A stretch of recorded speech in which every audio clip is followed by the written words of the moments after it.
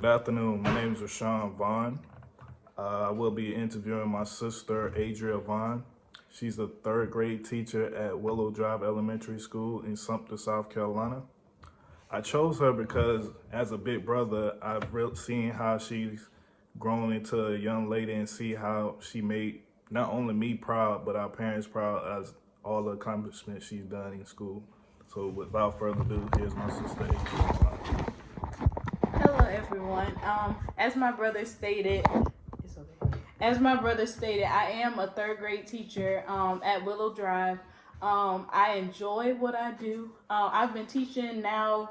This is my fourth year teaching third grade, and I just love children. I've been working with children for a long time. Prior to being a third grade teacher, I was working at the Sumter YMCA for about maybe 3 or 4 years. So I've been working in the after school program, after school tutoring program. I've been working in the nursery with children ages 6 weeks, from 6 weeks all the way up to 10. So I've had a lot of experience with working with children pretty much all of my kind of career, even prior to my career. Okay, Adria, I have a couple of interview questions for you. The first question, what was the major or course of study or degree program you pursued when you were in college? Was it required for your career?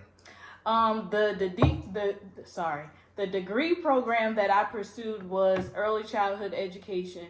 And yes, it does tie into my career now as a third grade teacher. Of course, early childhood goes all the way to third grade, so I'm just right at that max for early childhood education. Okay, sounds good. What specific skills do you remember learning in classes that you took? Were they more about how to do things, about knowing facts, or how to think or problem solve?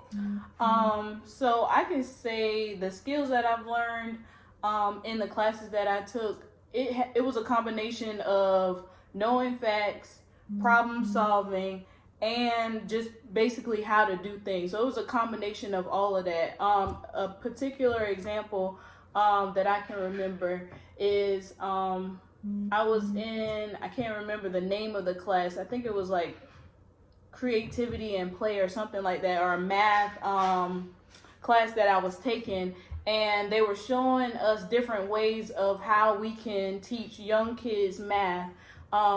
First, we learned that we have to, it pretty much is a certain type of way you have to teach math by starting from the concrete and eventually moving up to the abstract.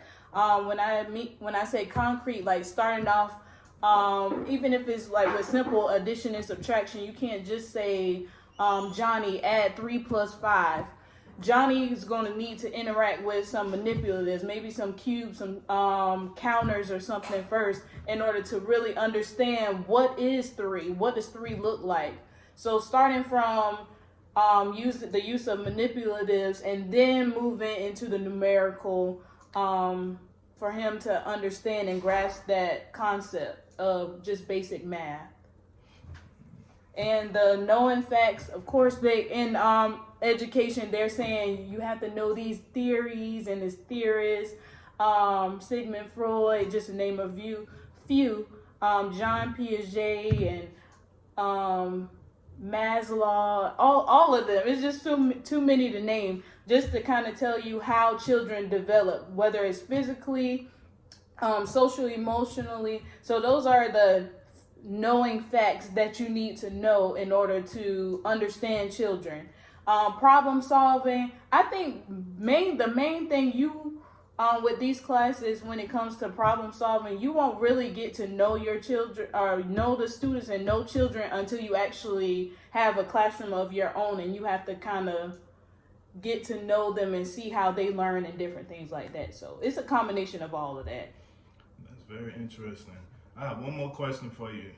Have the courses that you took and the degree program that you pursued been helpful in your career or profession? If so, how? Okay, I will say most of the classes that I took, it did help me in particular, I have a younger cousin.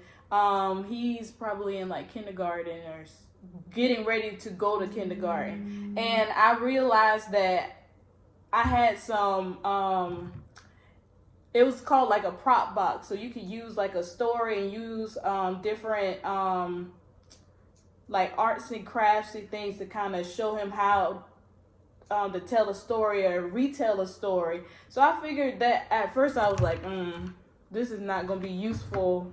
But when I had the opportunity to tutor him, I realized I could have pulled that item to show him the story and also have him retell the story using different props and stuff.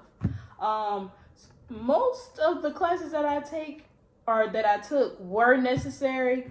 Some of the classes I'm still was like, you really not gonna learn, like I stated before, you really not gonna learn what you're gonna do when you get in the classroom. Like classroom management, they can tell you you need to make sure you do this, this, this, this, this, and that child will listen to you. But until you get in the class and until you get to know your students, you will then learn how to manage your classroom. So, yeah.